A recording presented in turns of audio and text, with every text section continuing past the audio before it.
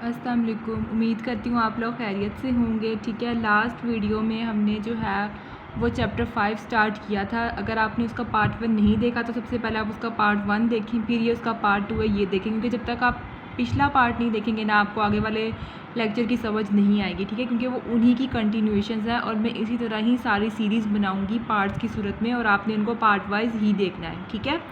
अच्छा, हम लोग डिस्कस कर रहे थे क्वालिटी के बारे में, डिस्कस कर रहे थे कि हमें किस तरह पता चलेगा कि जो क्वालिटी है हमारे रिसर्च की वो हाई क्वालिटी है या नहीं है। उसके लिए हम डिस्कस कर रहे थे लास्ट पे 10 मेथडोलॉजिकल क्राइटेरिया। ठीक है, इसका मैंने आपको बताया था कि एक मेथडोलॉजिकल क्वालिटी स्कोर होता है जिसके थ्रू हम असेस करते हैं कि जो हमारा रिसर्च पेपर है उसकी क्वालिटी कैसी है। ठीक है, ये जो मैथोडोलॉजिकल क्वालिटी स्कोर है इसको हम किस तरह जनरेट करते हैं। इसको हम जनरेट करते हैं कि जितने नंबर ऑफ़ क्राइटेरिया सेटिस्फाई हो रहे हैं उनको काउंट कर लेते हैं। ठीक है, अगर तो वो 5 हैं आउट ऑफ 10 के टोटल 10 मैथोडोलॉजिकल क्राइटेरिया उनमें से 5 सेटिस्फाई हो रहे हैं तो डैट मीन्स ये एक टिपिकल रिसर्च है। एक टिपिकल रिसर्च के अंदर या एक टिपिकल ट्रायल के अंदर 5 सेटिस्फाई हो जाते हैं। ठीक है, और कुछ जो ट्रायल्स होती हैं उनके अंदर हमारे पास जो क्राइटेरिया होता है ना ब्लाइंडिंग ऑफ पेशेंट्स और थेरेपिस्ट वाला, ये क्राइटेरिया सेटिस्फाई नहीं हो पाता तो इसमें हम मोस्टली जो स्कोर दे रहे होते हैं वो 8 दे रहे होते हैं आउट ऑफ 10, जिसके अंदर ब्लाइंडिंग जो क्राइटेरिया है ब्लाइंडिंग द पेशेंट और थेरेपिस्ट वाला सेटिस्फाई नहीं हो रहा होता उसमें हम 8 स्कोर देते हैं। ठीक है, नेक्स्ट हमारे पास जो आ जाता है उसमें वो कह रहा है कि हम कौन सा क्राइटेरिया यूज़ कर सकते हैं हाई क्वालिटी और लो क्वालिटी रिसर्च को डिस्क्रिमिनेट करने के लिए कि कौन सी रिसर्च हाई क्वालिटी है और कौन सी रिसर्च लो क्वालिटी है। ठीक है, इसके लिए सबसे पहले हम जो क्राइटेरिया यूज़ कर सकते हैं वो ये है कि सबसे पहले जो हमारे पास एक्सपर्ट्स हैं हम उनका ओपिनियन लें कि ये हाई क्वालिटी रिसर्च है ये लो क्वालिटी रिसर्च है, क्योंकि एक्सपर्ट्स हैं वो उनका एक्सपीरियंस होता है तो सबसे पहले हमने उनसे ओपिनियन लेना है। ठीक है, लेकिन अब हमारे पास बहुत से सेट्स ऑफ क्राइटेरिया आ गए हैं एक्सपर्ट ओपिनियन के ऊपर बेस करते हुए जिनके थ्रू हम इफ़ेक्ट्स ऑफ इंटरवेंशन की जो स्टडीज़ हैं उनको असेस कर सकते हैं कि वो हाई क्वालिटी की है या नहीं। ठीक है, इस तरह बहुत सारे सेट्स ऑफ क्राइटेरिया आ गए हैं एक्सपर्ट ओपिनियन के ऊपर जो बेस कर रहे होते हैं उनसे हम असेस कर लेते हैं। जो एक्सपीरियंस की स्टडीज़ हैं उनकी क्वालिटी को असेस कर लेते हैं। इस तरह प्रोग्नोसिस की भी और डायग्नोस्टिक टेस्ट सबकी स्टडीज़ की क्वालिटी को हम असेस कर सकते हैं उन क्राइटेरिया की बेसिस पे जो होते हैं एक्सपर्ट ओपिनियन की बेस पे। ठीक है, अब हमारे पास एक सेट ऑफ क्राइटेरिया है जो हम पर्टिकुलरली यूज़ करते हैं क्वालिटी ऑफ क्लिनिकल ट्रायल्स को असेस करने के लिए, that is Delphi list of criteria. ठीक है, डेल्फी लिस्ट ऑफ क्राइटेरिया को हम यूज़ करते हैं क्लिनिकल ट्रायल्स की क्वालिटी को असेस करने के लिए। ठीक है, जो डेल्फी टेक्निक है ये हमारे पास जो क्लिनिकल ट्रायल्स है उसकी बेसिस है। ठीक है, क्योंकि हम इससे असेस कर रहे होते हैं क्वालिटी को, और साथ ही साथ ये जो डेल्फी लिस्ट ऑफ क्राइटेरिया है ना ये बेसिस हैं पेड्रो स्केल के। पेड्रो स्केल के बारे में हमने पढ़ा था चैप्टर 4 के अंदर। ठीक है, Delphi list of criteria Pedro scale की बेसिस हैं और जो डेल्फी टेक्निक है वो क्लिनिकल ट्रायल्स की बेसिस हैं to assess the quality of clinical trials. अच्छा, नेक्स्ट वो कह रहा है कि हम इस चैप्टर के अंदर क्रिटिकल अप्रेजल के लिए जो अप्रोच यूज़ करेंगे वो अप्रोच यूज़ करेंगे जो जामा यूज़र्स के अंदर पॉपुलर हुई थी। ठीक है, वो कह रहा है कि क्रिटिकल अप्रेजल के लिए हम जो अप्रोच यूज़ करेंगे इस चैप्टर के अंदर वो अप्रोच यूज़ करेंगे जो जामा यूज़र के अंदर पॉपुलराइज्ड हुई थी। ठीक है, अब उस अप्रोच के अंदर हम करते क्या हैं, उस अप्रोच के अंदर सबसे पहले हम थोड़े से क्वेश्चंस बनाते हैं जिन्हें हम की क्वेश्चंस कहते हैं और वो की क्वेश्चंस हमारे स्टडी डिज़ाइन से रिलेटेड होते हैं। ठीक है, इस अप्रोच में क्या है कि सबसे पहले हमने अपने स्टडी डिज़ाइन से रिलेटेड थोड़े से क्वेश्चंस बनाने हैं। ठीक है, और उन क्वेश्चन से हम डिफ्रेंशिएट करेंगे कि जो हमारी रिसर्च है वो लो क्वालिटी रिसर्च है या फिर हाई क्वालिटी रिसर्च है। ठीक है, सबसे पहले हम जो आगे बढ़ने से पहले वो क्वेश्चंस पूछेंगे और उन क्वेश्चंस के थ्रू हम डिस्क्रिमिनेट करेंगे between high quality and low quality research, और इन क्वेश्चंस को हम बोलते हैं मेथडोलॉजिकल फ़िल्टर्स। और इनको हम मेथडोलॉजिकल फ़िल्टर्स इसलिए बोलते हैं क्योंकि इन स्टडीज़ के थ्रू ही हम लो क्वालिटी रिसर्च या लो क्वालिटी स्टडी को फ़िल्टर कर रहे होते हैं। ठीक है, अच्छा, लास्ट में वो कह रहा है कि we should not demand perfection from clinical research because it is generally not attainable. ठीक है, वो कह रहा है हमें ये मतलब डिमांड नहीं रखनी चाहिए कि जो हमारी क्लिनिकल रिसर्च है वो बिल्कुल परफेक्ट हो, क्योंकि बिल्कुल परफेक्ट जो है वो क्लिनिकल रिसर्च हो ही नहीं सकती, बल्कि हमने ये डिमांड रखनी चाहिए, हमने ऐसी स्टडीज़ ढूंढनी चाहिए जो क्लिनिकल डिसीजन मेकिंग के लिए इनफ हो, मीन्स वो हाई क्वालिटी हो। ठीक है, उसके बाद हमारे पास आ जाता है critical appraisal of evidence about effects of intervention. इसमें सबसे पहले हमने देखना है कि हमने जो रेंडमाइज ट्रायल है उसकी वैलिडिटी को किस तरह असेस करना है। वैलिडिटी होती क्या है? फॉर एग्जांपल कोई भी ट्रायल है उसकी वैलिडिटी ये होगी कि हम उस ट्रायल के अंदर हम जो चीज़ मैयर करना चाह रहे हैं वो ठीक तरीके से मैयर हो रही है या नहीं हो रही, उसे हम कहते हैं वैलिडिटी।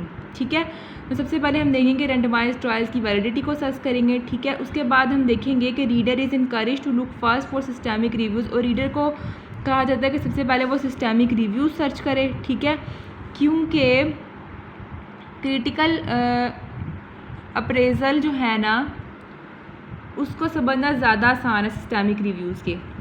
ठीक है, सबसे पहले क्या करना है, रेंडमाइज ट्रायल की वैलिडिटी को सर्च करना है। उसके बाद रीडर को चाहिए कि वो सिस्टेमिक रिव्यूज़ को फाइंड आउट करे, क्योंकि क्रिटिकल अप्रेजल के सिस्टेमिक रिव्यूज़ को अंडरस्टैंड करना ज़्यादा आसान होता है। ठीक है, नेक्स्ट हम डिस्कस करेंगे रेंडमाइज ट्रायल्स के बारे में। रेंडमाइज ट्रायल्स में ये 3 चीज़ें हम देखेंगे जो मैंने आपको बिल्कुल पार्ट 1 के स्टार्ट में बताई थी कि सबसे पहले हम देखेंगे कि जो इंटरवेंशन है और जो कंट्रोल ग्रुप्स हैं वो कंपेरेबल थे या नहीं। ठीक है, वॉज देयर कंप्लीट फॉलोअप हुआ है उनका, ये नियर कंप्लीट फॉलोअप है। ठीक है, दूसरी चीज़ हम ये देखेंगे। और तीसरी हम देखेंगे कि जब पेशेंट्स और जो असेसर्स थे उनको पता था या नहीं था, कि पेशेंट को पता था या नहीं पता कि मैं कौन से ग्रुप में जा रहा हूँ, या असेसर को पता था या नहीं कि इस पेशेंट को इस ग्रुप में भेजना है। ठीक है, इस चीज़ को हम ब्लाइंडिंग बोलते हैं। ठीक है, अगर तो पेशेंट और असेसर को पता नहीं था तो डैट मीन्स के वो ब्लाइंड थे, और अगर उनको पता था तो वो ब्लाइंड नहीं थे, इसे हम ब्लाइंडिंग बोलते हैं। ये तीनों पॉइंट्स अब हम बारी बारी डिस्कस करेंगे। सबसे पहले हम डिस्कस करेंगे were intervention and control groups comparable, कि क्या इंटरवेंशन और कंट्रोल दोनों ग्रुप कंपेरेबल थे या नहीं थे,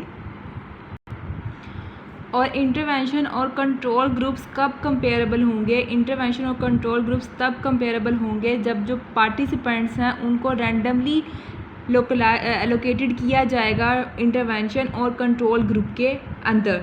ठीक है, मींस रैंडमाइजेशन का अगर हम प्रोसेस यूज़ करके पार्टिसिपेंट्स को एलोकेट करेंगे इंटरवेंशन और कंट्रोल ग्रुप के अंदर, तब ही वो दोनों ग्रुप्स कंपेरेबल होंगे, अदरवाइज़ वो ग्रुप्स कंपेरेबल नहीं होंगे। और अगर हम चाहते हैं कि इंटरवेंशन और कंट्रोल ग्रुप्स कंपेरेबल हों तो सबसे पहले हमने इस बात की श्योरिटी देनी है कि जो ग्रुप्स हैं वो रेंडमाइज्ड, उनकी रेंडमाइजेशन के थ्रू उनकी एलोकेशन हुई है और पार्टिसिपेंट्स को रेंडमली एलोकेट किया गया है इंटरवेंशन और कंट्रोल ग्रुप के अंदर। ठीक है, अब वो बता रहा है कि रेंडमाइजेशन हम किस तरह अचीव कर सकते हैं। रेंडमाइजेशन हम अचीव कर सकते हैं रैंडम एलोकेशन के थ्रू, ठीक है, कंप्यूटर के थ्रू, और या फिर हम कॉइन टॉसिंग कर सकते हैं कि जिसका हेड आएगा वो इस ग्रुप में जाएगा, जिसका टेल आएगा वो इस ग्रुप में जाएगा। ठीक है, या drying of loads. Drying of loads होता है कि या तो हम जो स्ट्रॉज हैं या स्टोन्स या पेबल्स वगैरह होते हैं उनको थ्रो करवाते हैं, ठीक है, उसके थ्रू हम एलोकेट करते हैं या ड्रॉ करवा लेते हैं। ठीक है, उसके बाद हमारे पास आ जाते हैं quasi random allocation procedure. Quasi random allocation procedure भी यूज़ होते हैं।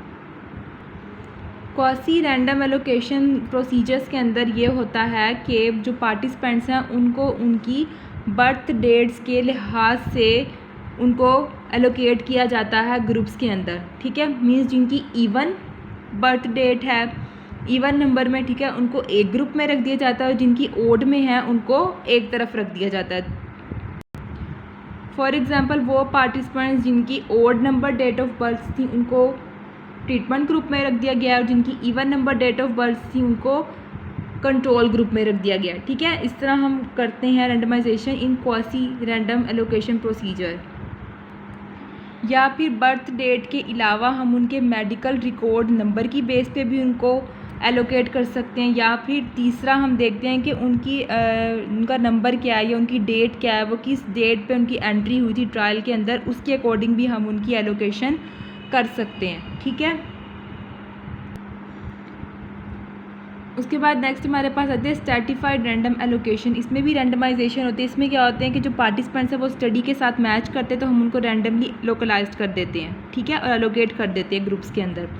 अच्छा, मोस्ट कॉमनली जो टेक्निक्स है रैंडमाइजेशन के लिए यूज़ होती हैं उसमें सबसे पहली है सिंपल अनकंस्ट्रेन्ड रैंडमाइजेशन और दूसरी है स्ट्रैटिफाइड रैंडमाइजेशन प्रोसीजर्स। इन दोनों को मैं एग्जांपल के साथ समझाती हूँ, ठीक है। सबसे पहले मैं आपको एग्जांपल देती हूँ स्ट्रैटिफाइड रैंडमाइजेशन प्रोसीजर की। फॉर एग्जांपल हमने ना 2 ग्रुप्स लिए हैं बच्चों के, ठीक है, दोनों बच्चों को है एस्तमा, ठीक है, लेकिन फॉर एग्जांपल जो ग्रुप ए है उसके अंदर जो एस्तमा के बच्चे हैं वो होममेड इन्हेलर यूज़ कर रहे हैं, ठीक है, और जबकि जो ग्रुप बी के बच्चे हैं एस्तमा के वो कमर्शली मेड जो है वो इन्हेलर यूज़ कर रहे हैं, ठीक है। अब हमने क्या किया, हमने सीवियरिटी ऑफ डिज़ीज़ चेक की कि कौन सा जो बच्चा है वो सीवियरिटी के डिज़ीज़ के अंदर है, कौन मॉडरेट है, ठीक है, और कौन जो है नॉर्मल है, ठीक है। इस बेसिस पे हम जो है फिर उनको ग्रुप के अंदर क्लासीफाई कर देते हैं बेसिस ऑन उनकी सीवियरिटी ऑफ डिज़ीज़ को बेस बना के हम क्लासीफाई करने से हम कहते हैं स्ट्रैटिफाइड रैंडम प्रोसीजर्स, ठीक है।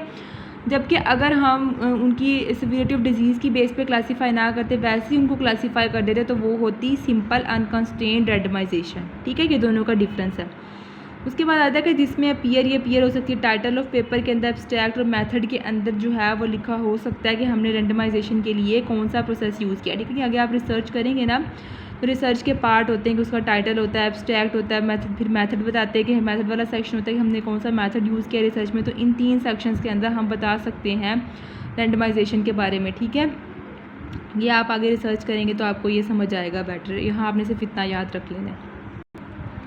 और मोस्ट कॉमनली जो रैंडमाइजेशन के लिए प्रोसीजर यूज़ होते हैं वो ये 2 ही हैं, सिंपल अनकंस्ट्रेन्ड रैंडमाइजेशन और स्ट्रैटिफाइड रैंडमाइजेशन प्रोसीजर, ठीक है। उसके बाद हमारे पास आता है ट्रू रैंडमाइजेशन। ट्रू रैंडमाइजेशन क्या होती है? True randomisation can be ensured only when randomisation is concealed. वो कह रहे हैं कि जब हम रैंडमाइजेशन के प्रोसीजर को छुपा लेते हैं, पेशेंट को नहीं बताते और ना ही असेसर या थेरेपिस्ट को बताते हैं, तब भी हम ट्रू रैंडमाइजेशन करवा सकते हैं, अदरवाइज